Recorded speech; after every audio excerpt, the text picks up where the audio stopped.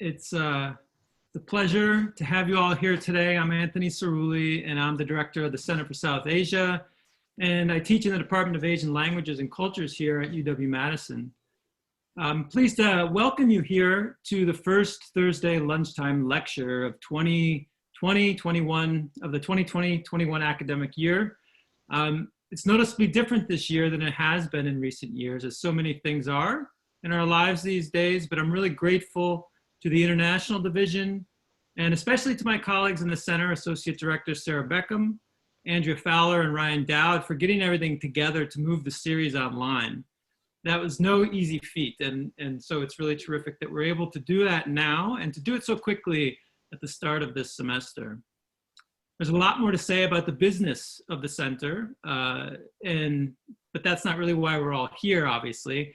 So if you're interested, and Sarah mentioned some of this, you can come by the center's welcome event on September 24th at noon for more information about the upcoming programs that we have and how we're adjusting to the new environments that we're all living in here in Madison, across the UW system, and elsewhere, wherever you are listening to this.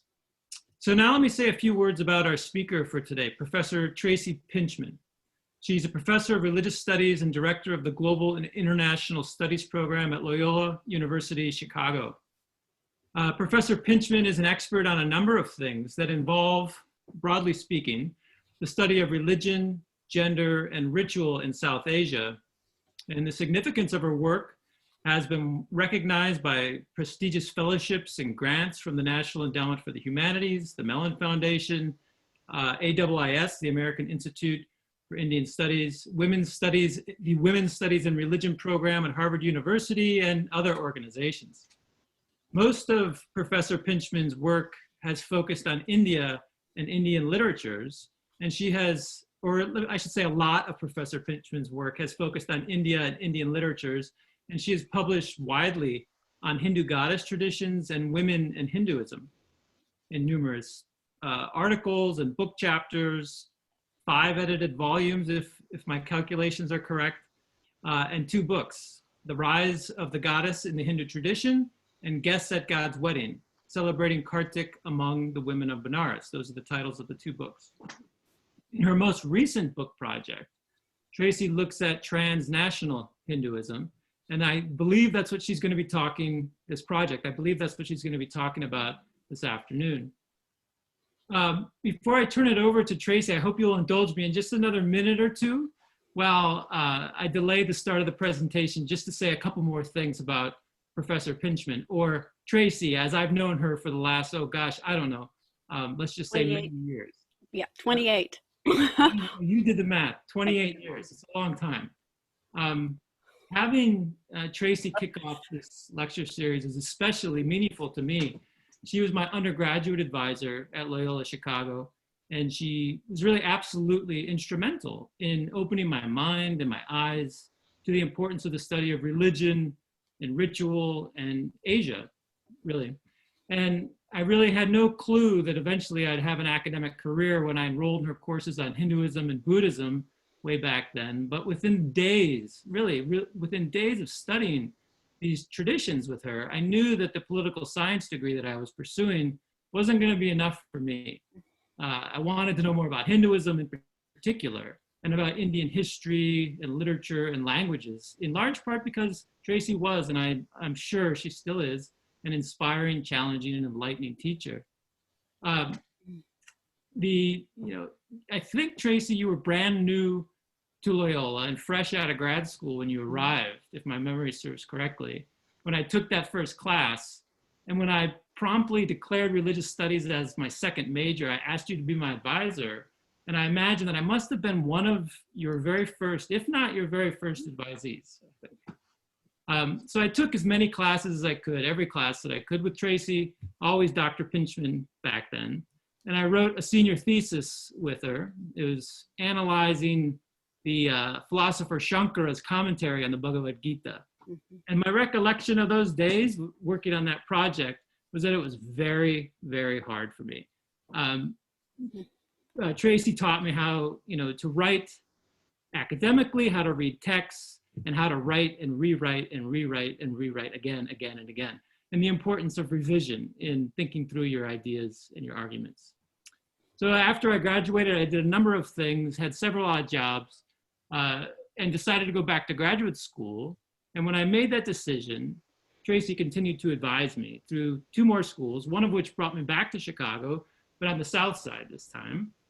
And for many years, through graduate school and now as a professor, her models of research and teaching have been with me all the while. And I consider your work super important in my career, and it's really a pleasure for me to have you give this first talk, which is entitled "The Hindu Goddess Comes to Michigan, Breaking Boundaries, Making Home." So I'm delighted to welcome Tracy to our lecture series. Thank you, Anthony. Yes, Anthony was in the very first class I ever taught at Loyola. It was at the very top of a building that is no longer there called Damon Hall. And I remember it was in the afternoon because I would show a lot of slides even back then, and we'd turn the lights out. And sometimes when you turn the lights out late in the afternoon in a warm room with windows that don't open, a couple of students would fall asleep, but Anthony never did. He was always wide awake. So, and it's a teacher's greatest pleasure to have her students go on to surpass her. I'm glad that I can say that about Anthony. There are a few others I've had over the year as well that you probably didn't even know were my students. Timothy Dobey was a student of mine. Sheetal Chabria, Dina Cardi, they were all my students. Amy Aloko. But you are the very first of my students to go on in Hindu studies. South Asian studies. So this is a book project. This is my next monograph. It's in process. I had hoped to finish it. I'd hoped it would be finished by now, but libraries were not open this summer. Even though I had all this time on my hands, I wasn't able to get any work done. So I wasn't allowed in my office or into the library. What I'm going to do today is a bit of an overview of the project. It's a project looking at a particular Hindu temple that's in Michigan. It's actually in Pontiac, Michigan. I'm going to show you lots of pictures. But really looking at the translocal dynamics of the temple, the relationship between this temple and its sister temple in India, and really what are some new ways of thinking about Hinduism outside of the United States beyond the diaspora. So that's kind of the ultimate goal, is to think, how are the dynamics of this temple different from some of the other models? And I'll come back to that at the end of the talk. What I'm going to do right now is I'm going to share my slides with you, and I'm going to make them, I think I have to make them full screen for you to not be, let's see, PowerPoint, okay. I don't seem, okay, for some reason I don't seem able to make them full screen. Are you guys just seeing the slide that says "The Hindu Goddess Comes to Michigan," I hope? Okay, so that's the first slide, as opposed to seeing a bunch of other stuff. All right. The Parashakthi Temple. The Parashakthi Temple in Pontiac, Michigan, also known in English as the Eternal Mother Temple, there it is, sits down a nondescript road down the street from a decrepit and now largely abandoned strip mall. Once an important center of automobile production, Pontiac has fallen on hard times. Pontiac is, of course, named after the Pontiac car, as have many other parts of Michigan in and near Metro Detroit, and might at first to be hardly the kind of a place that a Hindu goddess might choose for her home. Yet there, here's a picture of the original temple. At the goddess's behest, the temple was built in 1999 on 16 acres of wooded land. Or rather, I should say the first formation of the temple was built that year, for the existing temple later was greatly expanded from its original form. And there was a temple fire that took place on April 21st of 2018 that completely burned down the existing structure. I was just there on Friday, long story, but I had to take my daughter to the Canadian border. So I stopped by the temple. And as you can see, it has been completely rebuilt at 3 times the size. And I'll come back to that because Temple Discourse argues that this was the goddess's doing, that she wanted this to happen, and I'll explain why in a little bit. The temple's current website describes it as a place of pilgrimage, a Tirtha Yatra, in the West for Hindu goddess worshippers. The goddess housed here is the South Indian Tamil goddess Karumariamman, Black Mariamman, who has manifested herself both in the village of Tiruvarkadu, on the outskirts of Chennai and Tamil Nadu, which is in South India, and at the Parashakthi Temple in Pontiac, Michigan. And so this is where the sister temple is in South India. And this is a picture of the sister temple from when I was there about 10 years ago. The elaborately decorated murti, or icon of the goddess, until recently occupied center stage at the temple and naturally captures the attention of devotees and visitors alike. Since the fire, it has been moved to a temporary building just to the north, not to the north, to the west of the temple that's being rebuilt. And it will eventually, that will turn into a permanent structure. Now, as I'm sure most of you know, Hindus widely accept the idea that there is one goddess who has numerous manifestations, from goddesses worshipped all over India to those that are worshipped only in one particular temple or village. Karumariamman is a regional goddess or a local goddess in her original South Indian form, but she takes form in Michigan also as the great one universal goddess, the Divine Mother, or Mahadevi, who, according to temple discourse, has come to the West for the benefit of all living beings, and especially Western beings. The Parashakti Temple website proclaims that she wished to have a house of worship built to her in the USA in particular, so she could, quote, give eternal grace to all of her devotees, especially her Western devotees, and protect them from harm.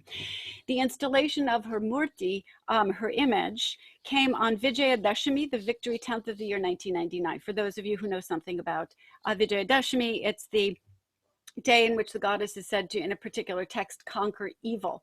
And so this was the day that the goddess wanted to be installed, was the celebration over the victory of evil day in 1999.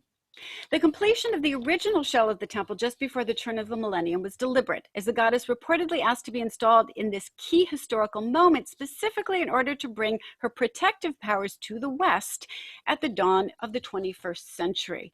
So the temple draws a lot on these this kind of Western millennialism. The site further declares this goddess to be supreme consciousness and the eternal divine mother who has been worshipped in all cultures the world over since the earliest of times, known to us from the ancient written records of Egypt, Mesopotamia, Greece, Rome, and India.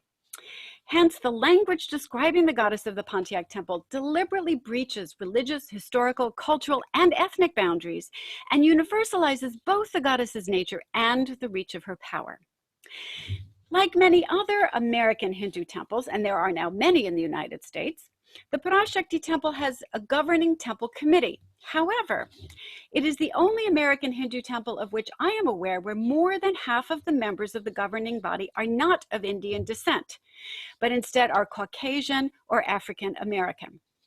Although the temple community focuses specifically on Karumariamman as Divine Mother Goddess, many other deities had been installed before the founding of the temple in 1999 and before the recent fire, and they will be reinstalled after the current renovations.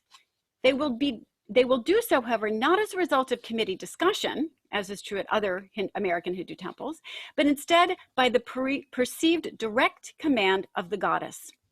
Every deity housed in the temple was placed there allegedly at the goddess's behest, leading to what might seem to somebody looking at this list a rather eclectic collection of deities. And in fact, this is, I think, the only Hindu temple in the US with a murti of Narasimha installed, Vishnu's lion form. Although I could be wrong about that, but I haven't found any others. Temple discourse describes these deities not as gods and goddesses, but instead as the manifestation of Divine Mother's vibratory energy, her spanda. Finally, unlike in many American Hindu temples, the religious life of the Parashakti Temple is shaped directly by a charismatic leader, Dr. G. Krishna Kumar, who also serves as the temple committee's president. Kumar is a Tamil American physician, a gastroenterologist who is on staff at William Beaumont Hospital, so he has a day job. While Kumar is the temple's acknowledged spiritual director and is recognized by many devotees as a mystic and a religious visionary, he resists the title guru, insisting instead that he is simply a quote-unquote mailman whose role it is to deliver instructions and truths that he has received directly from the goddess. Many individuals, in addition to Kumar, were involved in establishing the temple, and many members of that group, that initial group, remain engaged in temple activities and continue to support the temple financially. However, no one else plays the kind of central role that Kumar does in guiding the temple's ongoing religious life. In my talk today, I'm going to focus on this temple's vision of the goddess as the divine mother of all beings. I argue that the Parashakti Temple promotes an image of the goddess's maternal identity, that is, her nature as the singular divine mother, Parashakti or Mahadevi, that is grounded in traditional Hindu categories, but emerges in a fresh new way in the creative interplay that takes place between Indian Hindu traditions and the American context in which the temple is situated. Here, a regional Hindu goddess comes to claim universal status, participating in what the scholar Joanne Waghorn has called the globalization of more localized temple traditions. Most of the Hindu temples constructed in the United States are dedicated to Hindu gods that have universal appeal, gods like Shiva, Vishnu, and other forms, some of the forms of Vishnu like Krishna. So for example, the Venkateshwara Temple in Pittsburgh, which is based on the Venkateshwara Temple also in South India, in Andhra Pradesh.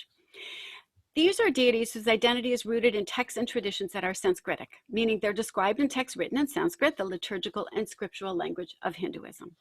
Vasudha Narayanan, a well-known scholar who's also written about American Hinduism, argues that such Sanskritic deities dominate Hinduism in the West because they're acceptable to modern Western rational sensibilities, a kind of Protestant Hinduism, if you will.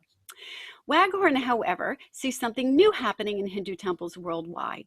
She observes that in the last couple of decades, there has been in diaspora Hinduism a return to the local village forms of religiosity. This return, she says, expresses a yearning for which she calls, and quoting her here, religious experience that can be loosely termed enchantment, the sense that the concrete world becomes the site for divine powers to interact with human devotees. And so I'm quoting Waghorn there. She notes that unlike Hindu Sanskritic deities, local South Indian goddesses like Karumariamman tend to intrude directly into the lives of worshipers. They act, says Waghorn, as living energy, the vibration of the universe and the pulse of the devotee. And those are Waghorn's words.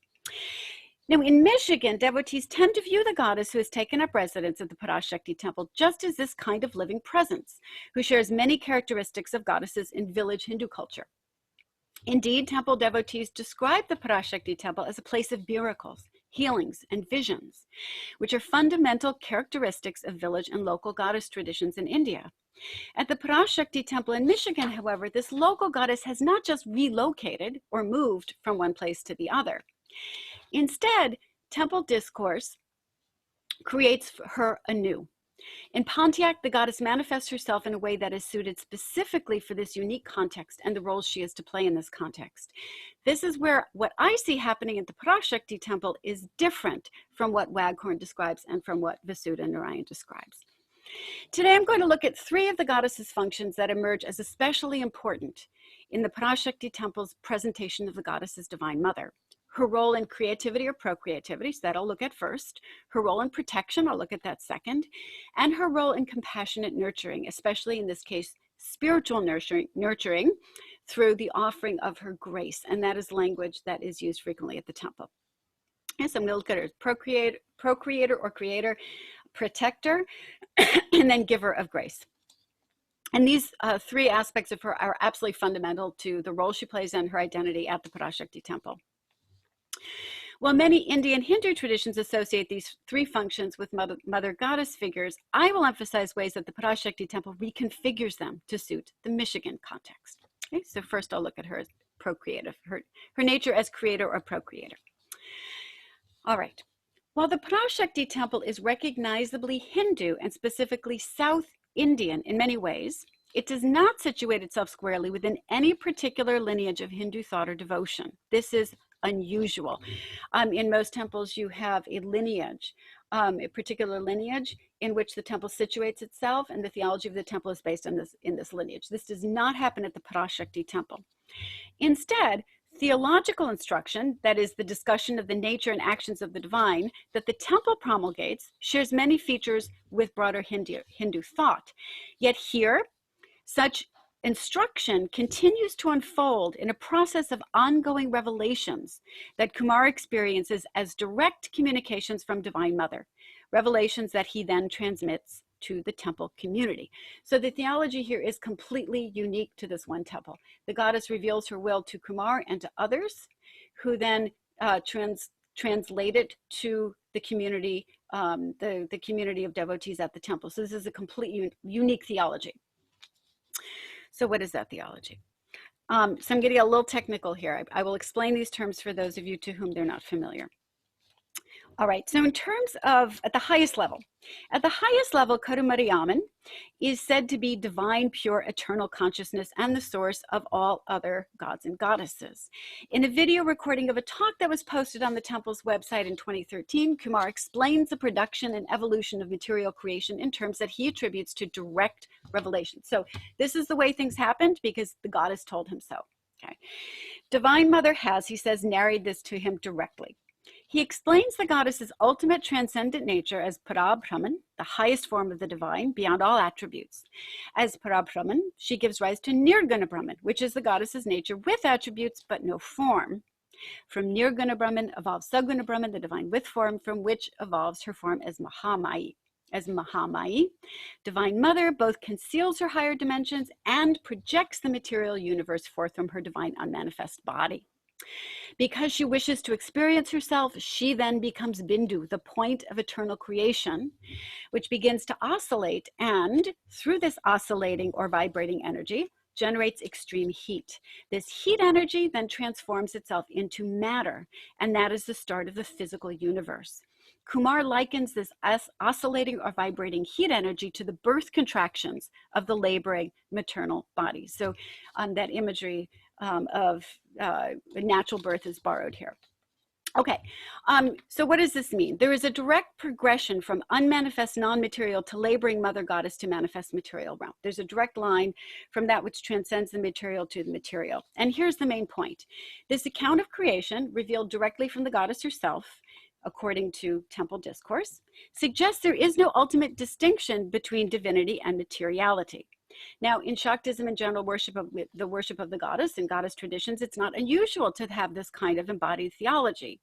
The material world emerges, or in other words, here is born, from the transcendent dimensions of the goddess as her embodied energy.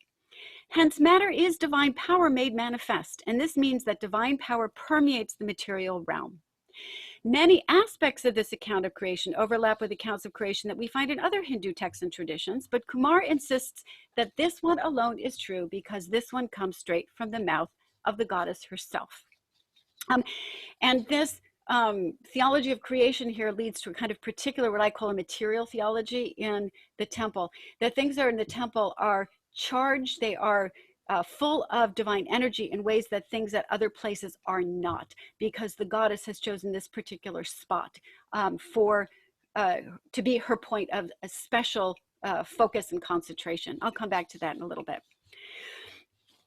The Divine Mother's cosmic birth-giving capacity has come to be celebrated annually on Mother's Day, an American holiday, obviously, that has been adapted at the temple to be a day of religious ritual. And yes, that is just a doll with a Vaishnava marking on it. On Mother's Day in 2014, which fell on Sunday, May 11th, an email announcing a special Mother's Day ritual or Abhishekam emphasized the nature of Divine Mother as the one who gives her child the highest knowledge, the Brahma Vidya, and describes motherhood as the symbol of love, compassion, and forbearance. Devotees every year on Mother's Day bring roses to the temple to offer Divine Mother as they would do for their own mothers. And pregnant women or those desiring to become pregnant are especially encouraged to participate since they are said to be special recipients of divine maternal favor on this day. Mother's Day also coincides almost every year, except for this past year, actually the past 2 years, with a fundraising sari sale in which saris worn by the goddess's murti in the temple, or her icon, her image in the temple, are sold, they're auctioned off. And devotees are encouraged to purchase them as a wonderful blessed gift of saris adorned by Divine Mother for a special mother, grandmother, or aunt in your life. Now, because the material realm has emerged directly from the divine, everything that is created contains the goddess's energy, but not all matter is the same. Some material forms may be or may become more spiritually charged, that is, more imbued with divine oscillating heat energy than other forms. The very land on which the temple itself was built, for example, is described, and here again is the land, is described in temple discourse as chosen and prepared by the goddess herself, imbued in a unique way with her concentrated energy over millennia. Kumar and others intimately involved in establishing the temple maintained that the grounds had previously been considered sacred by Native Americans in the area and had been a site of powerful shamanic activity. So there is a whole discourse here, again, encountered through direct revelation, allegedly from the goddess, of a Native American past. Kumar claims that the presence of Native American shamanic spirits was revealed to him in the land, was revealed to him one day when he was deep in meditation, well after he had purchased the land. There's a whole story behind that too. If you want, I can get into that in the Q&A about why this land and how it was found and so on. One Caucasian devotee told me that she and a friend were walking on the land one day before the temple had been built, and her friend went into the woods.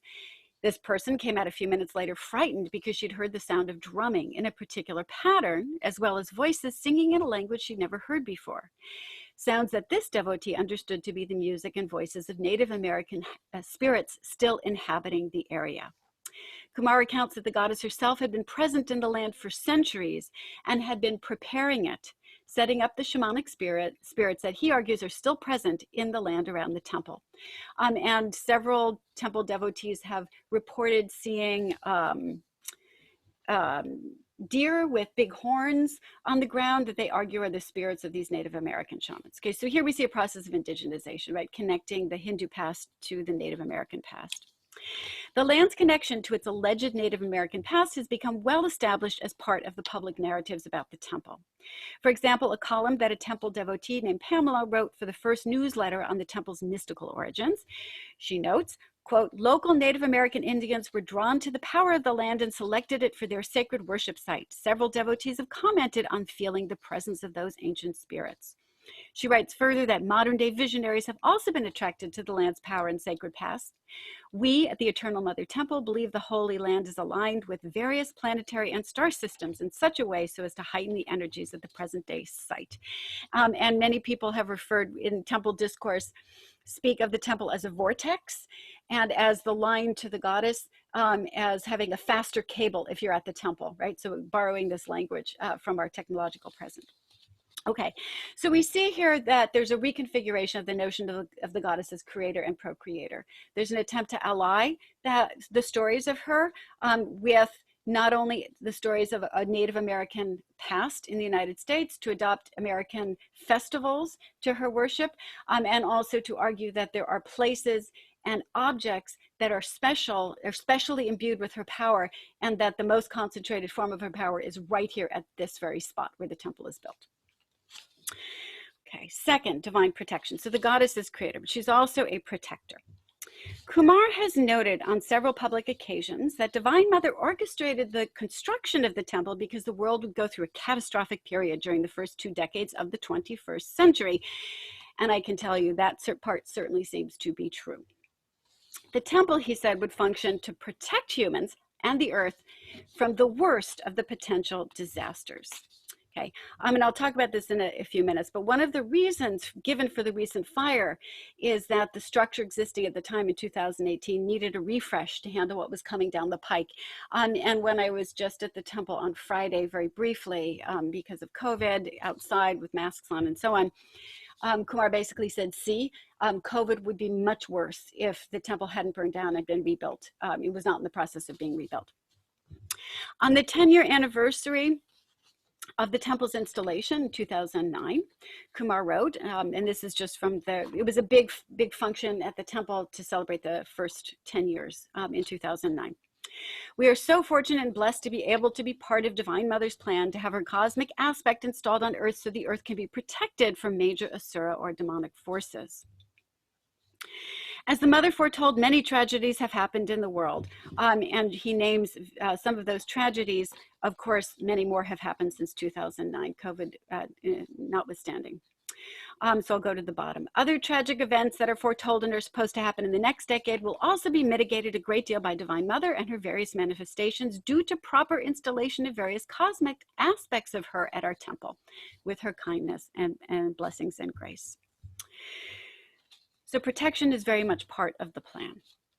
world protection. Kumar speaks often, and others at the temple do as well, of asuras or demons as active malevolent forces that can be balanced and overcome with positive divine energy. In this regard, the goddess of the Parashakti Temple assumes the traditional protective function often associated with the demon and ignorance-destroying goddess of traditional Hindu texts like the well-known Devi Mahatmya, a text that glorifies the goddess as a slayer of demons. At the temple, however, this protective function comes to be embodied in particular in specific objects, such as two mystic, quote-unquote, mystical shaligram stones that Kumar brought to the temple from India in 2012 and that have been repurposed in the temple context as instruments of the goddess's protective power. And these are the stones. Shaligram stones, as some of you might know, are forms of fossilized ammonite that develop in the Gandaki River in contemporary Nepal. They're genuinely black and round or oblong in shape, and they come in a variety of sizes. In contemporary Hinduism, Shaligram stones are generally thought to be natural manifestations of the deity Vishnu. The Shaligram stones that Kumar brought from India to Michigan, however, are represented instead as embodying the goddess's protective power.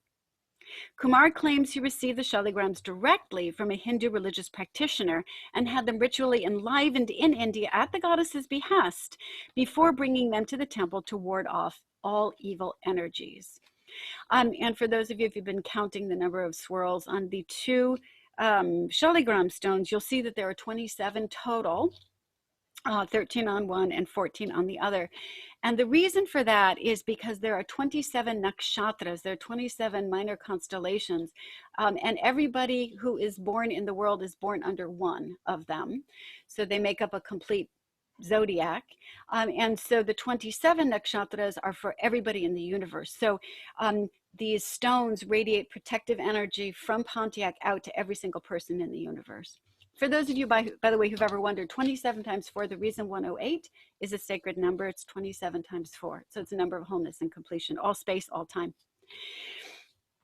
More recently, Divine Mother's protective energy has been emplaced in a large Rajagopuram, a royal monumental tower that was built and consecrated in 2015 at the temple's entrance. The tower had been in the planning stages for several years and was designed according to Divine Mother's wishes, as directly revealed to Kumar, allegedly. It is now proclaimed to be the tallest Rajagopuram in North America, adorned with 520 icons, vigrahas or devatas, of the goddess's choosing. So this is what it looked like in 2015. This was before the temple burned down. And the only structure that was unharmed was the Rajagopuram. And so this is why, according to temple discourse, the Rajagopuram was meant to absorb all of the goddess's energy from the temple so that when the structure burned down, the energy went into the Rajagopuram and it will be dispersed again once the new temple is consecrated. Kumar insists that the Rajagopuram had to be built because of cosmic changes that occurred in December of 2012, unleashing new destructive forces on the earth. Now, there are many distinctive elements to the Parashakti Temple's Rajagopuram. The particular collection of vigrahas, for example, all 520 of them, 520, is unique to this location. Each vigraha was chosen by the goddess, allegedly revealed one by one over the course of almost 3 years. Furthermore, all of the vigrahas are made of granite from the same quarry in South India. This granite was chiseled out by hand instead of being blasted out, adding a great deal of time and expense to the project, because Divine Mother allegedly did not want any destructive energy, violent or hateful energy, to make its way into the stone. Hence, she demanded that it be removed without the use of any kind of explosive device. But perhaps the most distinctive element is a golden box deemed the Shakti Garbha, or womb of the goddess, that is now buried under concrete in the northeast corner of the Rajagopuram. And the northeast corner is significant. If people are interested, we can come back to that. It's the corner of Agni, who is associated with transformation, communication transformation.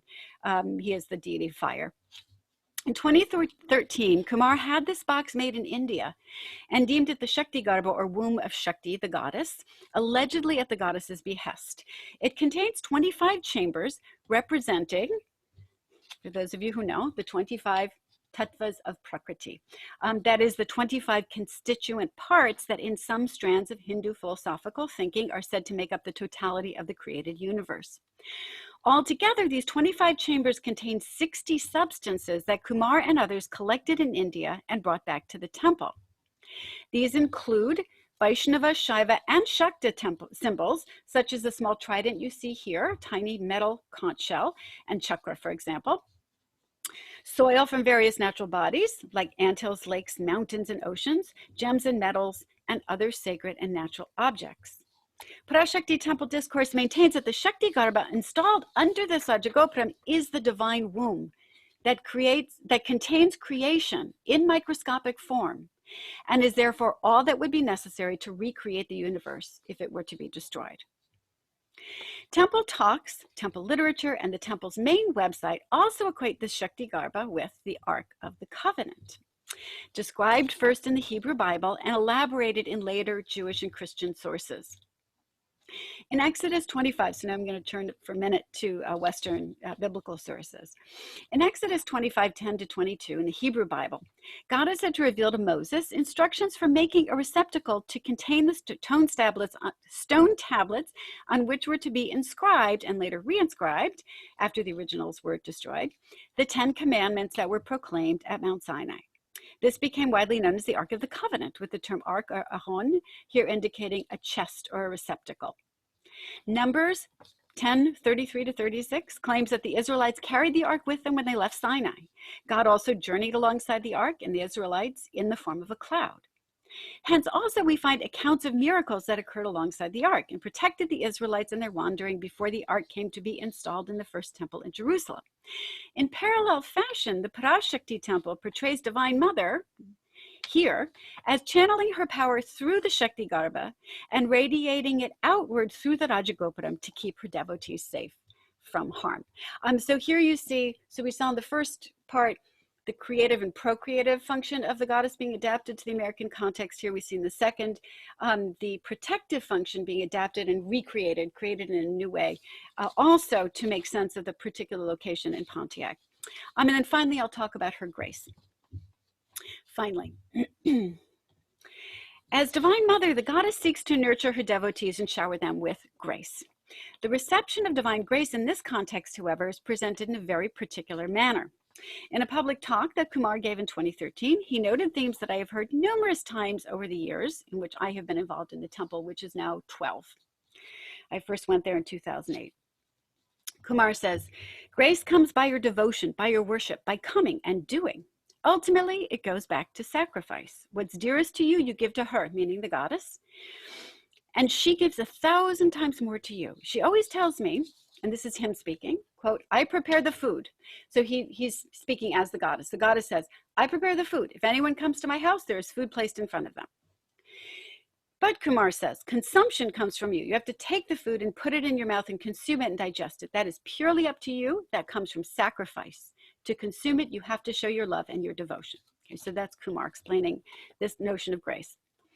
The ability to consume Divine Mother's nurturing grace is not shared by all. In an interview I conducted with Kumar in 2012, he echoed again a familiar theme I've heard numerous times over the years. He said to me, Divine Mother said our mission is to share divine grace. In other words, to help devotees to experience and explore her. Exploring the divine, that means they interact with the divine. That is a very high calling. Okay, so that was Kumar. All called to the temple are deemed ready to be exposed to Divine Mother's grace, even though not all are yet able fully to consume it. And there are numerous stories at the temple like this. Again, if some of you are interested, I can talk about this more in the Q&A.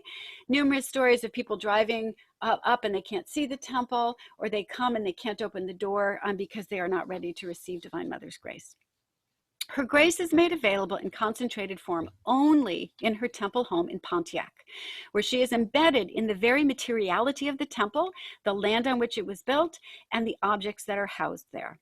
The language of having appropriate individuals called to energize or charge objects with Divine Mother's sacred power is well-established language at the temple. While sacred objects in important temples can be found all over India, of course, Kumar insists that most of them are quote-unquote lifeless. Okay, so that's the term he uses for almost every temple that I've ever talked to him about the temples in India. He calls them lifeless. Sacred objects in temples become powerful only when they come to be properly infused with the goddess's power, which can only be done by someone who has been, in Kumar's words, thinned out. That's language, again, very common to the temple. Person who is thinned out is someone who can receive Divine Mother's grace. Someone who's thinned out is a person who's become aware of the divine on an intuitive level and is thereby able to communicate directly with divinity and receive divine energy, that is, to consume the energy. According to Kumar, most people, including most Hindu temple priests and gurus, are not thinned out, and hence they're unable to become in any real way vehicles of divine power. Kumar and others associated with the temple, however, are thinned out. Hence, temple literature describes the temple as an energy vortex or a place where communication happens via faster cable, as I mentioned earlier, making consumption of her grace possible in ways it's not possible elsewhere. When I interviewed him in Chennai in South India in 2009, an astrologer with particularly close ties to Kumar and the temple, he made particular note of the similarities between the name Pontiac, the town in Michigan where the temple is built, and the name Pandya, the empire that was responsible for building a large and well-known goddess temple, the Meenakshi Temple in Madurai in Tamil Nadu. He claims that Pontiac is the new version of the Pandyan Empire, the major South Indian Tamil dynasty that ruled parts of South India until the 15th century. So it's fits into this discourse of the goddess moving into the land of Pontiac, imbuing it with her energy, and it becoming really the new center of Shaktism.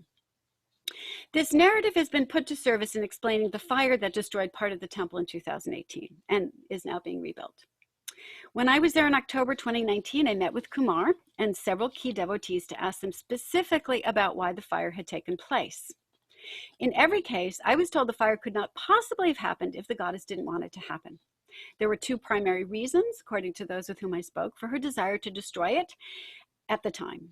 One claim I heard was that the temple had functioned well for the 20 years it lasted, but was not powerful enough for the future, given the demonic energy that the universe is soon going to face. So I'd mentioned that earlier. Therefore, the goddess had to destroy the temple to make way for a more powerful structure. Another claim I heard is that small but religiously significant errors were made in the construction of the original temple. For example, misplacement or the wrong use of substances to make the yantras that are placed under all of the murtis, the images, and that this led the goddess to burn it down so it could be recreated in a stronger way. In all cases, however, everyone I spoke with seemed sure that the structure to come will be even more powerful than the one that it will replace. And of course, when I saw Kumar and a few of the devotees just last week, COVID, the explanation here was COVID, that the new temple had to be built because the goddess knew COVID was coming and the old temple was not powerful enough to manage COVID. So the new temple now is being built and will be reinstalled in a way that is more powerful so that the Asuric energies that have been unleashed for the last 20 years can be handled more directly and more powerfully. All right, and I'll say just a few words to conclude in terms of kind of the larger theoretical issues here. I'll conclude by returning to Waghorn's thoughts about the globalization of local Hindu deities that I mentioned at the beginning of my talk. Remember, she talks about a yearning to return to these local village forms of Hinduism. Against Waghorn, contra Waghorn, I find it most helpful to think of the goddess's divine motherhood at the Parashakti Temple, her role as creator, her role as protector, her role as giver of grace, not as something to which those most involved with the temple return, as per Waghorn's observations, but instead as something that they create in conversation with the American landscape, American history, South Indian goddess traditions, and the location that Divine Mother is said to have chosen for her Western manifestation. Her creative, protective, and grace-giving powers, all very much part of her identity in Indian Hindu goddess traditions, remain a central part of her identity in Pontiac. But the temple does not just reproduce the functions of the goddess in her homeland. Instead, it transforms them, in placing the divine mother in a unique way in her new home. The goddess does not just move from one place to the other. She invents herself anew in a fresh paradigm, much more suitable for the American context and the role that she is to play within it. In this regard, I've found Thomas Tweed's work on diaspora religion to be especially helpful in thinking about this temple. Tweed talks about religions, diaspora religions, and I find the word diaspora problematic here. We can talk more about that if you want in the Q&A. It's a night in which all cows are black, right? To quote Hegel, it encompasses too many different kinds of things. But he wrote a book about Cuban religion in Miami, where he uses the term diaspora religion. He talks about such religions as potentially locative, superlocative, or translocative. Locative religions are associated with a homeland where the group to which one belongs ultimately resides. And many Hindu temples are like that. They're trying to recreate the homeland here in the US, right? And so this is just kind of a satellite temple. And there are many temples like that. Superlocative diaspora religions have diminished ties to both the homeland and the adopted land. They tend to become disembodied as they settle in new places, and hence you have guru movements, yoga movements, and so on. Place doesn't matter, right? So they would be there would be superlocative. Finally, translocative religions have tendency to move symbolically between the homeland and the new land. The term translocative seems to me closest in describing the religion of the Parashakti Temple, where Kumar, devotees, the temple board members, and others like me move continuously back and forth, both physically and religiously, between India and Michigan. As a translocative religious site, the Parashakti Temple participates in a perceived web of divine power and a network of religious sites that extends back to South India. But this web extends forward as well, expanding into the networks of people and power that have come to shape her and her presence and her future in Michigan. Here, the new land does not reproduce the Hindu landscape, but it instead supersedes it and surpasses it in sacrality. The goddess's new abode in Michigan is made more sacred than almost all the temples in India through its ritual emplacement of powerful objects and structures, including the Shakti Garbha, the Rajagopuram, the stones, and everything else that it enlivens. Hence, it becomes symbolically the New Jerusalem. So we return here to the Ark of the Covenant language. Succeeding the mighty temple in which God's Shekinah came to dwell so long ago, it's also the new gospel. America is no longer the diaspora, but instead becomes the new promised land, the real home to those who are conscripted to the goddess's service. The goddess's Indian manifestations inform this paradigm, but do not constrain it as she moves from being a local goddess to being a translocal goddess.